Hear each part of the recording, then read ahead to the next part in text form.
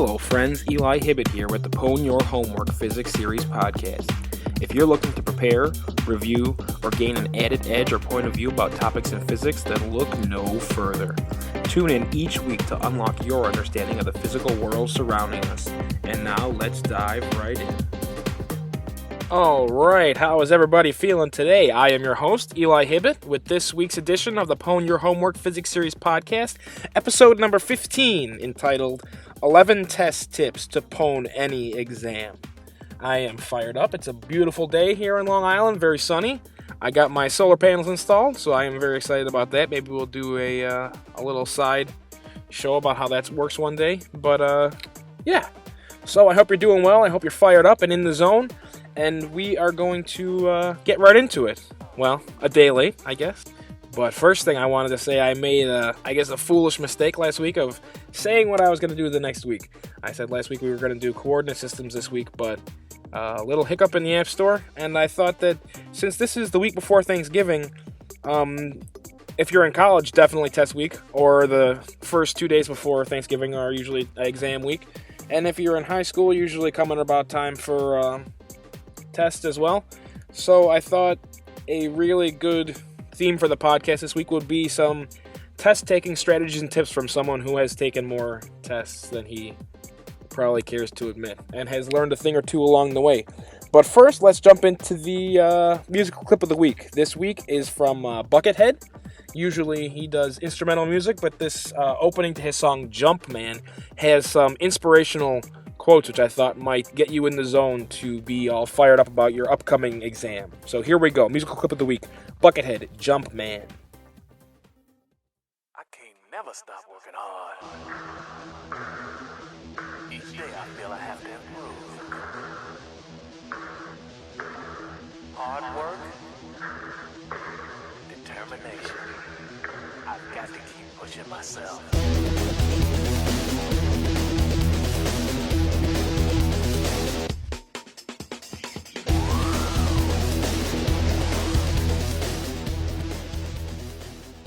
Alright, anyway, that's enough of that. But, clip of the week, Jumpman. I like the lyrics at the beginning of that, and the kind of pounding metal guitar definitely gets you fired up. So if you want to check that out, I have a link up in the show notes at pwnyourhw.blogspot.com.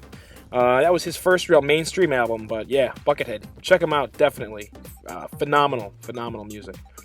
So, next up is the quote of the day, and also kind of the required reading book of the week, which this week is going to be Surely You're Joking, Mr. Feynman by Richard Feynman. And I have a handful of quotes here from this book, which I think is definitely required reading. Not necessarily about physics, but just kind of the way he perceives the world and, kind of processes things. So here's a handful of quotes. I think I have 6 here. Number 1, what do you care what other people think? Number 2, learn what the rest of the world is like. The variety is worthwhile. Number 3, I learned from her that every woman is worried about her looks, no matter how beautiful she is. Number 4, of course you only live one life, and you make all your mistakes, and learn what not to do, and that's the end of you. Number 5, all the time you're saying to yourself, I could do that, but I won't, which is just another way of saying that you can't. And finally, you have no responsibility to live up to what other people think you ought to accomplish. I have no responsibility to be like they expect me to be. It's their mistake, not my failing. Which, truer words have never been spoken. I don't think you have to do what everyone else thinks you need to do. Do what you need to do and push yourself beyond what you can accomplish. But not because someone else thinks you need to, but because you think you need to be. Each day you have to improve. Hard work, determination. You can never stop working hard. So that book is a kind of just about him, the way he thought about things when he grew up, and learning about physics, and then some about his work on the Manhattan Project and teaching at Caltech, and some really kind of anecdotes about really intense times in his life when he was doing his Nobel Prize winning work. But doesn't really touch on that too much. So a great read. In the show notes is a link to Amazon if you're interested in picking it up. Otherwise, get it from the library, get the audiobook. No matter how you get it, just make sure you get it because it's a great read. So without further ado, let's get into the namesake of this episode, 11 test tips to pwn any exam. Coming up on this exam, you are about to be judged on your ability to reproduce the truth of your understanding. And so you kind of want to be as honest as you can and give the information that's in your head, but there are definitely some ways to prepare and hone and fine-tune that information so that you can do the best that you possibly can. So, tip number 1, all your homeworks, I hope you didn't throw them out, go through all of your old homeworks, because usually very similar problems are going to be cropping up on the test. A lot of times, the teachers or professors will be emphasizing certain concepts in class, and they need to make sure that you can do, X, Y, and Z from a particular section. And what better way to do that than a homework problem? And it also kind of helps you out a little bit because they know that they taught you this specific way of doing things, so you can show them that you actually learned something in class. So go through your homeworks, and this is going to segue right into tip number 2, learn from your mistakes. Go through the homeworks where you made all of your mistakes. This is actually going to be one of your strongest advantages right now, because you'll see what you didn't know during the time when you were doing the homework. Usually your teacher or professor will have given you a couple of comments where you made the mistakes, and now you can actually go through and use that to your advantage and make sure that you don't make those same mistakes again on the test. I would say that may be the most important tip of all of these. But number 3, do as many unassigned problems as you can. Go through problems that are similar but not exactly like the ones that you've already done, and this will give you a little bit of a different perspective and kind of an added edge against people in class who are only going through the homeworks and looking through the notes. Number 4, make a cheat sheet. If you've ever made a cheat sheet before, or like crib notes, kind of take one sheet of paper and write down everything that you think you might need to have as a reference for the test. And even if you're not allowed to use them, a lot of times in class they'll actually allow you to use, one sheet of paper or a half sheet of paper as reference if there's a lot of material going on in class. But I make a cheat sheet even if I can't use it on the test, because the process of going through and making that cheat sheet, even when I have it on the test, I don't need to use it, because that stuff's already in my head, and it's all the stuff that I didn't put on the cheat sheet that I wish that I had. So if you make the cheat sheet, and then you can kind of use that to kind of review or do sample problems and use the cheat sheet as your reference to kind of get a feel for how to navigate it. And by the time you're coming up for the test, you're not even going to need it. But it's a phenomenal way to review and kind of consolidate in your head what you think the important topics are during the course, and that you would actually want to have in your pocket during the test. Number 5, be well rested or pull an all-nighter if you can. I know that that's maybe not the easiest thing to do if you're in high school, but in college you definitely can, and I think it depends on whichever one works best for you. Some people like to have a nice 8 hours of sleep and be fresh. I like to pull an all-nighter and review everything and kind of have everything right in at the front of my head, and then mix that with coffee and a little bit of techno music, a little bit of Buckethead Jumpman, and go in there, destroy the test, and then pass out.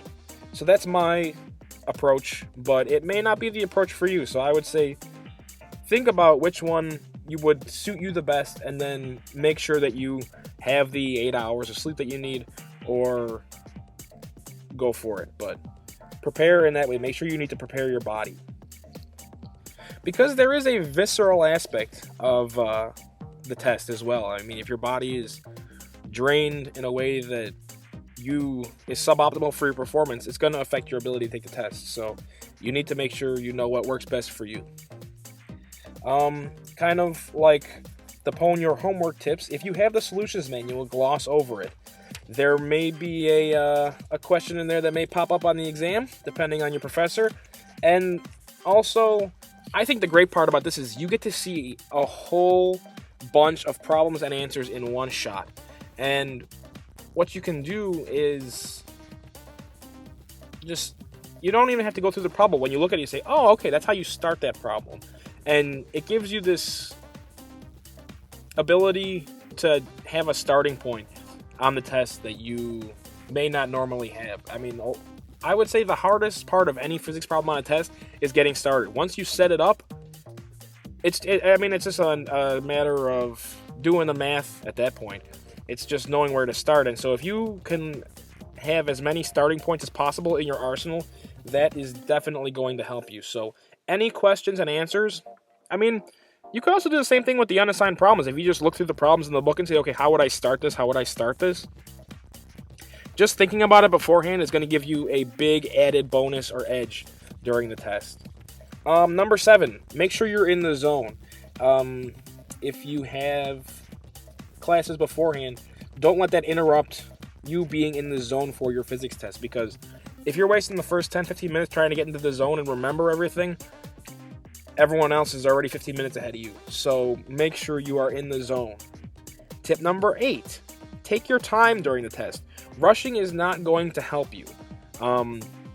Be thoughtful of the clock.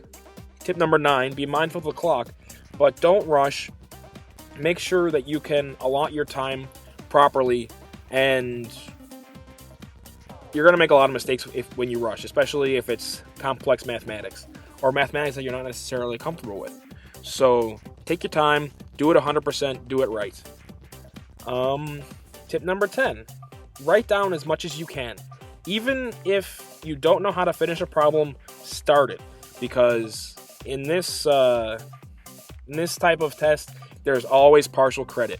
So take it as far as you can. Take it in any direction, even if you're not sure, because you'll get some partial credit. Obviously, if you can do it the right way or do it 100%, that's the way to go. But if you think you're only 70% there, don't just leave it blank. Write anything down. Tip number 11, kind of a post-mortem. When you get your test back, consider the average, the class average on that test, and the high score. In other classes, this may not matter, but in physics classes, these are the metrics of your new life as a physics student. The average and the high score. If you're better than the average, or if you're close to the high score, you're doing great.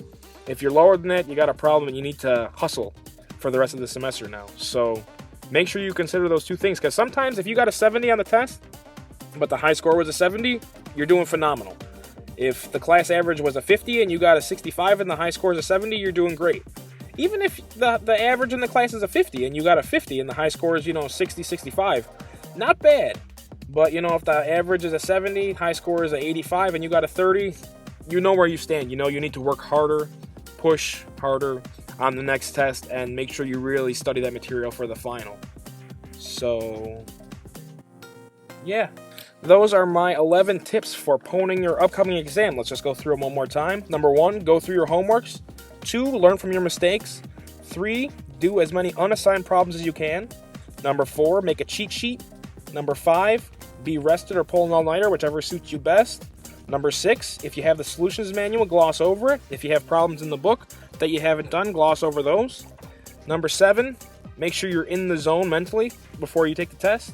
Number 8, take your time during the test. Don't rush. Number 9, be mindful of the clock. Number 10, write down as much as you can and make sure you get that partial credit. And number 11, after the test, consider the average and the high score, because just because you didn't get 100 doesn't mean you didn't do a phenomenal job on that test. So those are my tips, and I think we're going to be doing something similar in terms of how to attack final exams in the near future, since your physics course is probably wrapping up come the beginning of December. So if you haven't, hang on to those tests, hang on to those homeworks, and that's going to do you really good coming up for your final exam.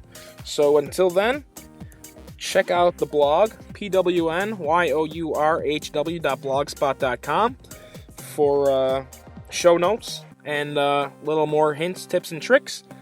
Otherwise, tweet me, 2718productions, if you have any questions. And outside of that, I will catch you next week, guys. Take care. See you later.